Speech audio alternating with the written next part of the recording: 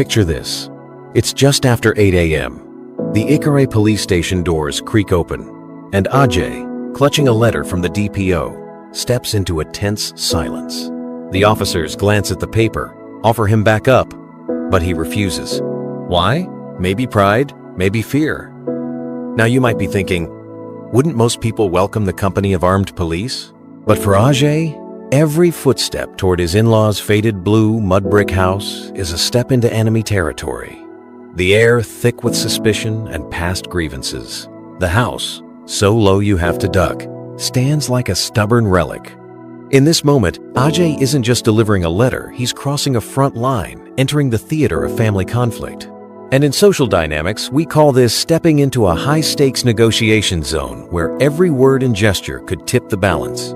Let me tell you, sometimes the scariest places aren't dark alleys. They're family homes with faded paint and old secrets. The sight of that house, its doorway barely wide enough for hope, sets the stage for a showdown. Would you have gone in alone? Ajay's choice here isn't just brave, it's almost reckless. Why reject the police escort? Maybe he suspects that official involvement will escalate tensions. In crisis mediation, we call this the escalation threshold. If you cross it too soon, chaos takes over. Too late, and you're trapped by indecision. So, as age steels himself, let's ask, what do you risk when you face a storm head-on, with no one but yourself to lean on? Every story needs a threshold. Moment the point where the hero steps beyond the familiar. For Ajay, this faded blue house is that threshold. What waits beyond the door? Only confrontation and a cacophony of voices. There's a reason we call some confrontations explosive. Iya Dupe's voice detonates as soon as Ajay appears, accusations flying faster than he can dodge. "What are you doing here? Didn't I warn you?" She spits, her anger like a monsoon. This isn't just a shouting match. It's what psychologists label a power assertion episode, where the parent figure establishes dominance through sheer volume and relentless questioning. Imagine the crowd outside, eyes wide, whispers buzzing. Now you might say, why doesn't AJ defend himself? But he's wool gathering, lost in a maze of unfamiliar accusations, especially about not paying her full price. In Yoruba culture, bride price isn't just money, it's reputation, obligation, and pride, all knotted together. Let me tell you about the art of public humiliation. It's an ancient tool where the accused is stripped of power by turning private grievances into street theater. Iya Dupe's rants aren't just for Ajay, they're for the audience, each word tightening the social noose around him. Ajay tries to speak, but the louder he gets, the more invisible he becomes. This is what we mean by escalating conflict cycles. Each retort only feeds the fire. Can you picture being shouted down while your world spins? And yet, beneath the fury, a clue flickers. Iya Dupe knows something about Deborah's fate. Every accusation is a breadcrumb, leading us deeper into the mystery. Conflict isn't just noise, it's also revelation, if you know how to listen. Just as rage threatens to drown reason, Baba Dupe Old Soldier marches onto the scene. "Will you shut that dirty mouth before I shut it for you?" he bellows. Authority radiates from him, not just from his army days, but from a core of unbending principle.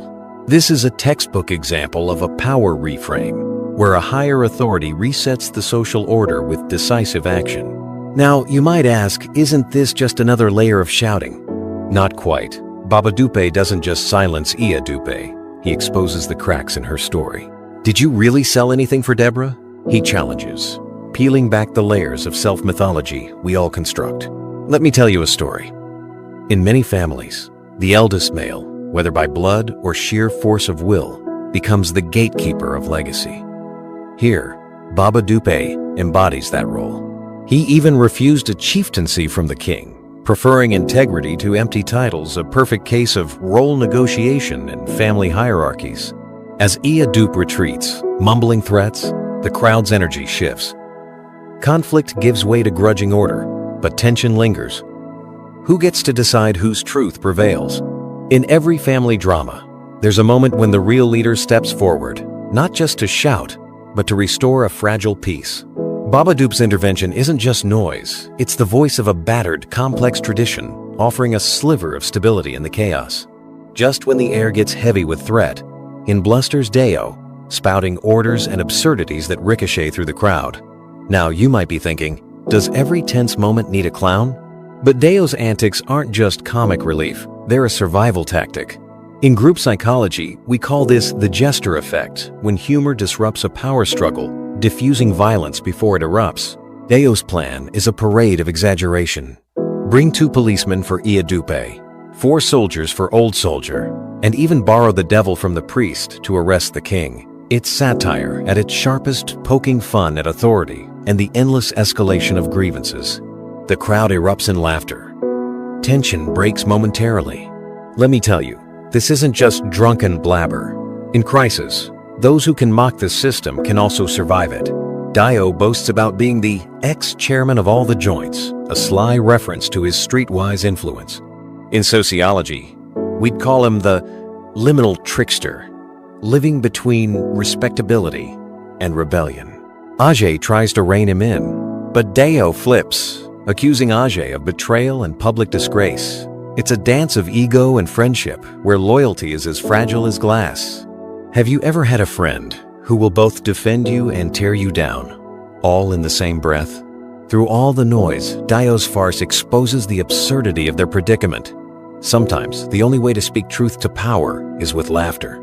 And, in a moment of crisis, laughter is a weapon as sharp as any sword. At last, the real question surfaces. Where is Deborah? Ajay's heart pounds as Deo's laughter fades and truth creeps in.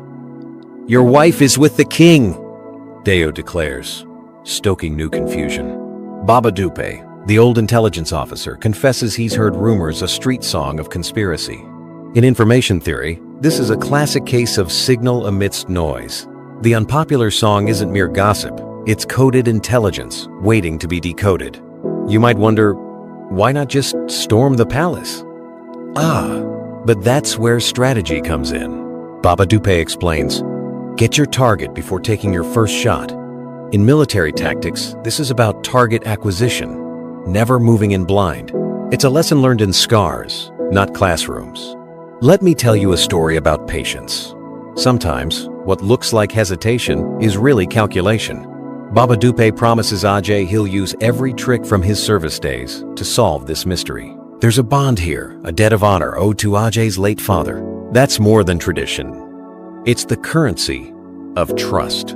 But the stakes are sky high. One wrong move and Ajay could lose everything. Dio, ever the provocateur, suggests banishing Iadupe to the farm and Old Soldier back to his barracks. His words are ignored, but they echo a deeper truth. Sometimes, only distance can cool a burning house. As Ajay and Babadupe retreat to speak privately, the narrative pivots, the mystery deepens, but hope glimmers. Will careful planning outmaneuver palace intrigue? We're left poised on the edge of action, strategy, and emotion entwined. What would you risk to reclaim someone you love?